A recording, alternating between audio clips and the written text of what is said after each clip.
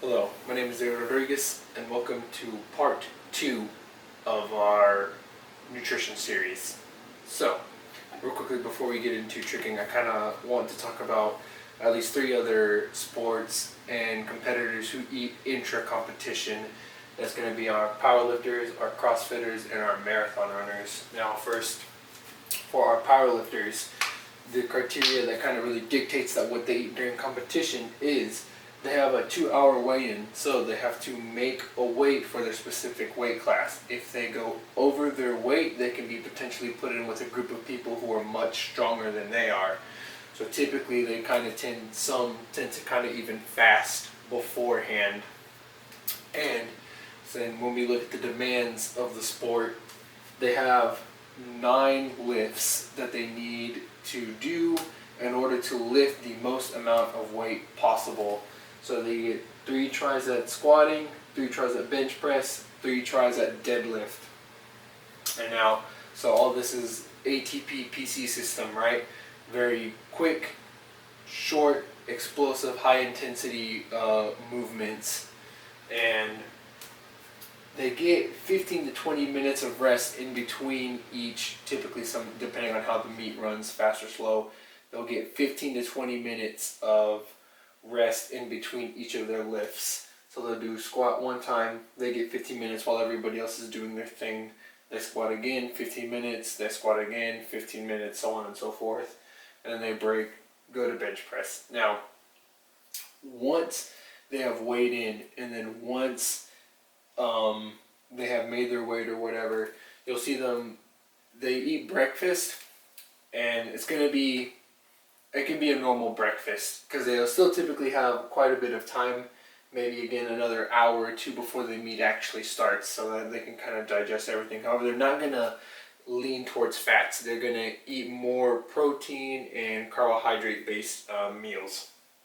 Now, intra-competition, when the meet has actually started, both Juggernaut Training Systems and Tim Thibodeau made videos discussing this, and I'll link those in the description below. But Juggernaut Training Systems talked about bagels, Pop-Tarts. I saw some competitors of their athletes eating M&Ms. They talked about Rice Krispie treats. And that's what they like to eat during intra-competition for foods. Now, as you notice, none of these is actually like a meal. They're not sitting down, they're not cracking open any kind of like sandwiches with chips and this and that. They're not having like lasagna, they're not having pasta like fettuccine alfredo or anything like that. They're typically sticking to quick meals. They can be digested fast, right? Again, it has to fit within this time frame of 15 to 20 minutes to keep them satiated and keeping their reserves going, because carbohydrates are going to be their main source of fuel, right? Because carbohydrates get broken down into glucose, goes into your body, does all the good stuff that you need in order to push. Now, Tim Thibodeau, he talked about salty chips and Powerade. He said he really liked the salty chips just for the increased sodium content and to help mitigate heat injuries while he was competing. So, and you'll notice that this is kind of a continuous theme amongst all 3 of them, that they're going to typically stick more to protein and carbohydrate based meals. Now, our second competitor is a CrossFit competitor. I got this from a lady named Simply Mander. She had an impromptu competition and she did a meal prep for it. And so in the morning, she wanted waffles and egg whites before her aerobic exercise. And then after her aerobic workout, she made a instant oatmeal, again, right, carbohydrate based. And then when she did her anaerobic workout, she had peanut butter and banana. Now, peanut butter is a little bit of fatty, but obviously it was just one slice of bread. It's not going to kill you. She had the Dave's whole grain bread, again, carbohydrate based. Same thing, banana, sugary, quick to digest. Then she had a hydration drink. And then after that, or after her anaerobic thing, and then she did one more workout, and then after that workout, she had kind of more like a full meal. So she had chicken and she had potatoes. I think they were sweet potatoes. And so CrossFitters don't have to necessarily worry about their weight. However, you will see that they have a whole variety mix of workouts, right? They're very high intensity. It includes both aerobic and anaerobic workouts. Now, because she had time to eat in between these meals, I'm assuming she had at least 15 to 20 minutes of rest of something to kind of be able to eat it, digest it, have a little bit of it going before it wasn't just back to back to back. So, right? So again, this falls within the 15-20 minute digestion cycle.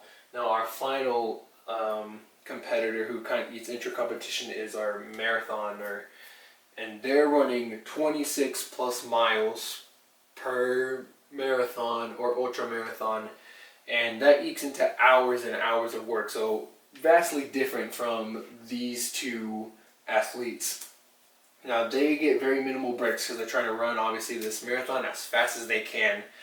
They're typically meeting up with people between at certain checkpoints. I don't know how they divvy up their miles.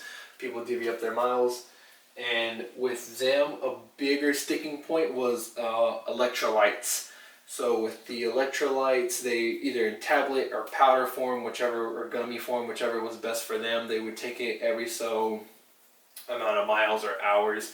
They're constantly sweating, again, for hours, as opposed to CrossFitter, right? CrossFitter's going to be sweating during that workout. They're going to have some downtime to chill. Marathoners, they're going to have to keep going throughout the whole entire thing. They also have carbs. Again, right, carbs and protein is that's the theme that we're sticking to, and you'll see that that'll be the same theme that we're going to be sticking to for our trickers. Now, what was I going to say? Oh yes, so they wake up. All three of them woke up about maybe 2 hours, aside from the weigh-ins, once before so again, like 3 or 4 hours before the competition. Each of them kind of ate a carbohydrate protein breakfast, nothing that was very fatty. And so this is going to be our sort of map for how we're going to treat our tricking gatherings. And so I will see you then. So our first training scenario is going to be our mini gatherings. And actually you're going to kind of see this is going to be an overall theme of this, similar to the athletes we talked about before, but we're going to be typically sticking to carbs for performance and fuel, and then protein for kind of making you feel full and satiated.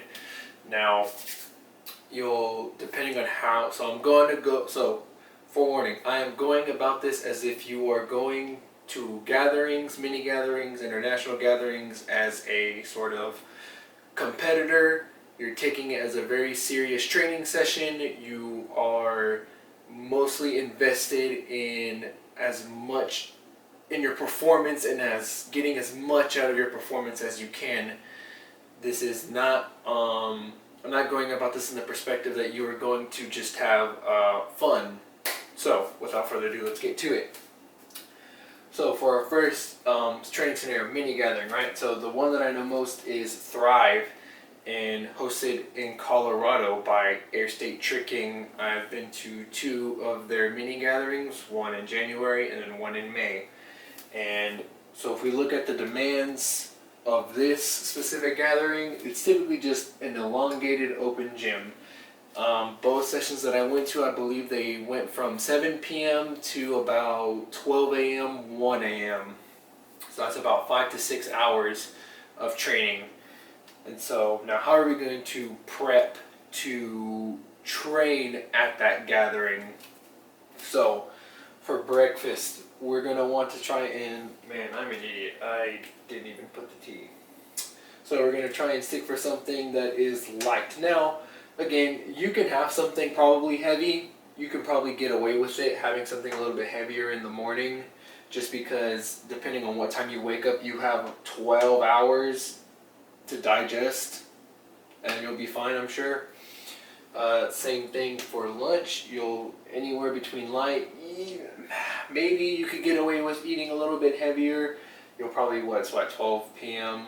So yeah, you still have about 6-ish hours to go, depending, 6-7-ish hours, and you'll still be fine. Now, for me personally, for dinner, I would either eat just something very light, carby, protein, just to kind of make me feel full, as we discussed before, or either eat nothing at all.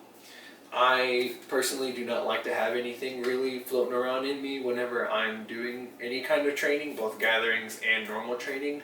So that's just my own personal opinion on that. Now, when we look at, time, so now it's gathering time, right? So typically what I do is I like to dose myself, and this is for training sessions also. The only time I actually intake anything for training sessions is this. So 15 to 30 minutes before a session, I'll take a half a teaspoon of salt, wash it back with some water, and sip on some water a little bit before the session starts, just to get that salt getting through my body. I have a video on it, shameless plug. Go check that out. I'll link that one also in the description now. So the session has started, and how, if we're going to go about this in a serious training session manner, I like to kind of do my blocks in 2 hours worth of time. So that's how I'm going to go about this. So from 7 p.m. to 9 p.m. is session time. Now, probably at this session, first session, you're probably going to want to stick to more heavier warm-ups, right? Warm-ups, maybe your lighter side of tricks, maybe nothing super crazy, just kind of getting a feel, getting into the flow of things. That, for me personally, or if you just want to go ahead, throw bangers, go ahead, throw bangers. It's up to you. Now, once that time has passed, now let's get to the foods that we're going to be, again, wanting to eat. So from 9 p.m. to 10 p.m., we're going to have our break. So we're going to have carbs. Again, if you have bagels, oatmeal's really good. I like oatmeal, or not really oatmeal, but like the granola clusters. I really like the granola clusters. Or snacky foods, Rice Krispie treats, things of that nature, right? That the guys from JTS had talked about for their powerlifting things. Obviously, don't go overboard. Don't kill yourself. As far as going overboard on foods, give yourself some rest, chill, relax. Make sure, again, so now when 10 p.m. rolls around, make sure you warm back up. Again, warm up. Oh, also make sure you intake your electrolytes, especially if it's in a hot environment. I don't think you can really go wrong, in my personal opinion, with intaking a little bit more salt during this break, especially if it's in a hotter environment and it's humid and it's gross. Maybe it may not matter so much in Colorado because of how temperate it is, but in hotter climates, make sure to keep that in mind. Now again, right, so make sure you warm up, and then now here's kind of where we can just go all out, balls to the wall, because we don't have a session to prepare for tomorrow, right? These are typically one-day things. We don't have a session to go for, to prep for tomorrow, and we can kind of take that time tomorrow to rest, recuperate, do whatever it is. Now, another big thing that I'm going to have throughout all three of these things is stick to foods that you know. Whenever you're going to a gathering or any kind of thing, don't all of a sudden look for this new and improved formula or new and improved food, superfood, or whatever that you've never ate before, just because you don't know how your stomach's going to react to it. Because you don't want to try and take this super duper supplement food thing, and then halfway through the session you have to spend that whole time taking a dump. I don't know if you've ever had to do that. I've never had to do that. I actually don't know anybody else who's had to do that. But big advice is stick to the foods that you know treat your stomach well and treat you well. So now let's go ahead and switch over to our second kind of gathering, which is just the normal gathering. So our second training scenario is going to be a regular gathering, and the gathering that I'm going to use is actually one that is happening this week that I will be attending. So hopefully we can meet. Maybe if you have some ideas, we want to exchange information, things you want to talk to me about, things I can talk to you about, we can all learn from each other, be great. But, so the gathering, dubbed absurd. It is a 3-day gathering, and typically when it comes to these gatherings, right, you're going to be the traveler. Sometimes You might be lucky enough that the gathering is being held in your state, but typically you are the traveler. So not only do you have to account and plan for all the expenses that go along with the gathering, but now you're also going to have to try and find a way to feed yourself as an athlete coming out. Especially, right, because unfortunately as of right now, tricking isn't necessarily like huge with the sponsorships and everything, so you're not really going to be able to, you're going to have to basically fend for yourself for the most part. So when it comes to that, when we're coming to, right now as we're coming to try and fend for ourselves, quote unquote, is you can feed yourself for a week off of $50 is what I've found. So we want to stick to non-perishable foods. Those are typically going to be your best bang for your buck. If you have a refrigerator at your hotel room, whatever, so be it. But typically, the non-perishables and the dry foods are going to be your best bet, especially as you're going to be walking around the gym.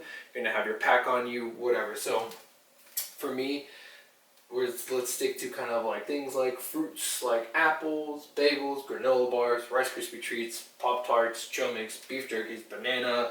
Again, all things that are dry foods, non-perishable, that tend to stay more on the carbohydrate, protein side and a little less on the fatty side. Again, right, continuous theme. Now, for this is also not including, obviously, the gathering takes place outside of these times. These are just the official times, right? Sometimes you'll meet up with more homies. You're gonna go out to eat. Again, this is just the perspective of this video is coming from the athlete who is taking this as a training session or who is taking this as they're trying to get sponsored, right? Because as we all know, Adrenaline is hosting their competition battles. So for day one, you get there, you make your travel arrangements, you have arrived at the gym, hotel, whatever. Now, 7 p.m. to 9 p.m. Basically, day one's going to be treated more like the mini gathering. Try to eat lighter breakfast, lighter lunch, either dinner, light dinner, no dinner, so on and so forth. Same things now. For day one, right, 7 p.m. to 9 p.m., have a session, warm up, make sure you intake your electrolytes, your salt, get everything ready for that. 9 to 10 p.m., break, 10 to 12 a.m., session. Now, because we have now a second day added, you may not be wanting to try and go in all out. If this is your training day, if this is like a super pumped up training day, fine, whatever, go for it. But if you are looking to try and enter into this competition tomorrow, you are not going to be trying, so if you've never landed a triple full before, you're not going to be trying to go in and trying to land your triple full into combos and just keep slamming triple full attempts all night long. Because the next day you're going to wake up, you're going to be sore, you're going to put yourself in a sort of quote unquote disadvantage because of how sore and how tired your body is.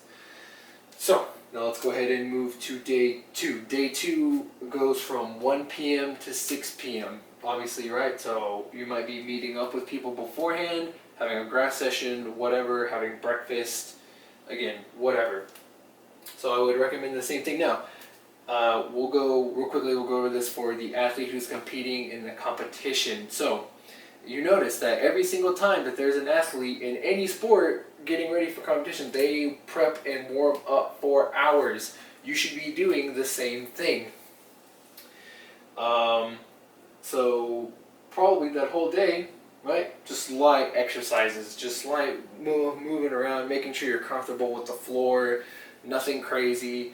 All of your prep work should have been done in the weeks and months leading up to this gathering. Granted, they did announce it kind of soon, but whatever, it's not the point.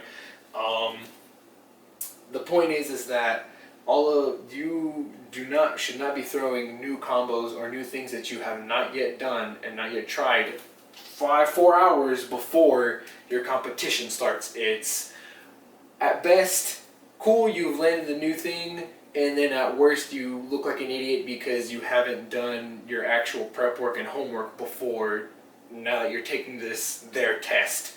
So 1 to 3 p.m. either warm up, just light general warm up, making sure you're comfortable with the floor.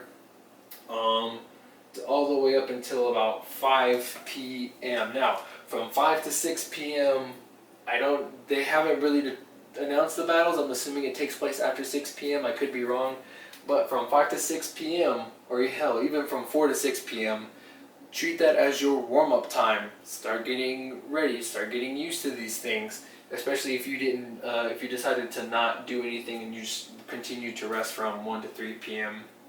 From 2 hours out before the battle start warming up, start getting used to the floor, start getting used to tricks, getting out anything that you need to get out, breathing exercises, warm-up rituals, salt, start eating your meals, whatever you need to get in beforehand. And so whatever competition happens, so on and so forth, and there's probably going to be another session after that. But now, so for the person who is just going there for an elongated training session, right? So now, from 1 to 3 p.m., it'll be basically everything will be treated the same. 1 to 3 p.m., have your session, have a good time. From 4 to 4:30, we might have a little bit of a shorter break, up to you. Extend that break to 5 p.m., again, up to you. From 5 to 6, you have another session, and remember, don't forget that in that break, make sure that you intake your carbs, your protein, make sure you get in your salts, especially if it's hot and humid inside the gym. You've been sweating a whole lot, and especially from the day before where you were training and throwing down. Make sure you're replenishing yourself and you're not burning out at the end. Now, for day 3, this seems to be that they're doing, they haven't really announced the schedule, but we'll say from 12 till whatever you're doing out, you're walking around exploring, you're going to be out in the sun, you're going to be outside walking around, again, right, prep for it, intake your salts, make sure you have a good breakfast, carbs, proteins, so on and so forth. Now, when the actual session starts, let's just say it starts at 5 p.m. for whatever, again, right, you're trying to keep everything more on the lighter side, especially if you were wanting to throw down. You had better make sure that on that day 2 that you really did some rest and recuperation the whole rest of the day. Alright, because tricking is hard on the body. Your body needs adequate rest and recovery for these things. And again, stick to the foods you know. Don't try new things. Do what's comfortable. Do what's best for you. So now let's go ahead and move on to our third training scenario, which is going to be our international gatherings. Now, our last training scenario is going to be international gatherings, and I'm going to do these a little bit differently than I've done the last 2 just because of the scope of international gatherings. So if you've ever been to one, my first one was Neo 7, America's largest tricking gathering. People from all over came to throw down, and these sessions literally last all day. So really you have all day to plan out your sessions and plan out how you want to do them, especially if you're wanting to try and make them like training sessions as opposed to experiencing the gathering. Now, same ideas, right? You're typically the traveler. Stick to your non-perishables. Same things, bagels, carbs for performance. So remember this, carbs for performance, protein to be satiated, and however, I would say due to the nature of these international gatherings and because they can span such a long time, that it's probably not necessarily a bad idea that you can maybe like mix in some fats, some healthy fats every now and then, or one day or another. So now, because again these are all day long sessions, we'll just divvy them up by the amount of sessions you should have or can have, and then if they should be a lighter session or if they should be a heavier session. And again, these are all my opinions.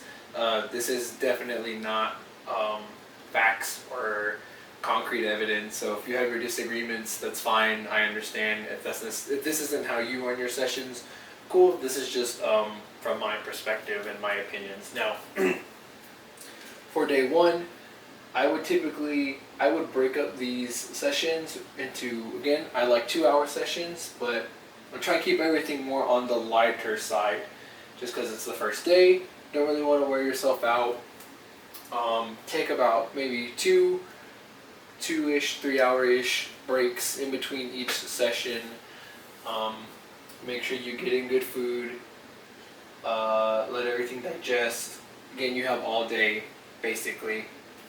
Maybe not so much on day one, but even when I got there at apparently even at 1 p.m., even before the gathering started, people were already throwing down at the facility. So, I mean, again, it's an all-day thing.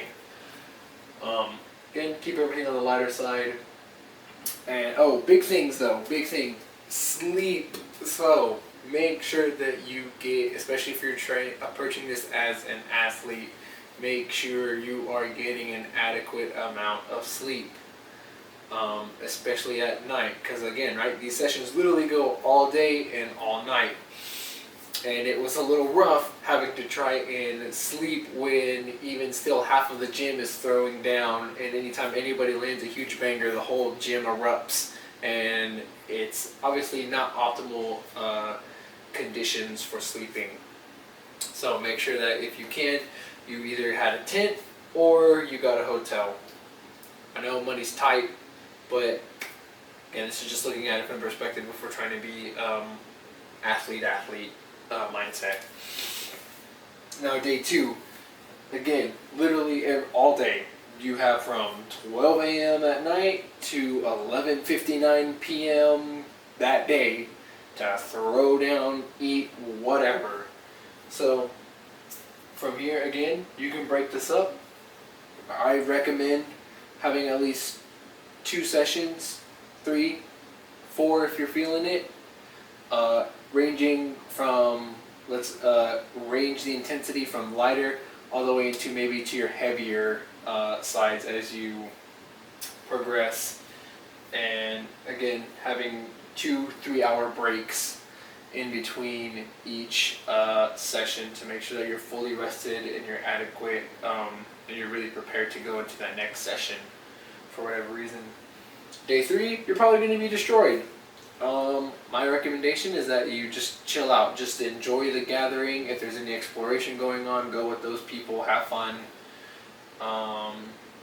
so on and so forth. Again, same thing, stick to foods that you know that will treat you well throughout the whole session, throughout the whole entire gathering. Now again, right, I said that this was approaching from the aspect of an athlete. Now, is this how you should do gatherings? No. Again, this is all my opinion, and this is all that I'm approaching it from. Gatherings, especially international gatherings, bigger gatherings like this, are definitely all about having fun, experiencing the gathering, experiencing the tricking community as a whole, and I personally don't think that should be, you should not lose sight of that. I gained a lot of insight from Neo 7 and meeting and talking with all the different people who were there. I had a great experience. So, training is not the only kind of training that you can do, if that makes sense. So, I'm David Rodriguez. Follow me on Instagram at HotRodIntricate, HotRod_Intricate33. I hope you learned something, or I hope you can take these ideas, maybe make something of your own, and hopefully that they help you in the future. If you have any comments, things, please ask questions.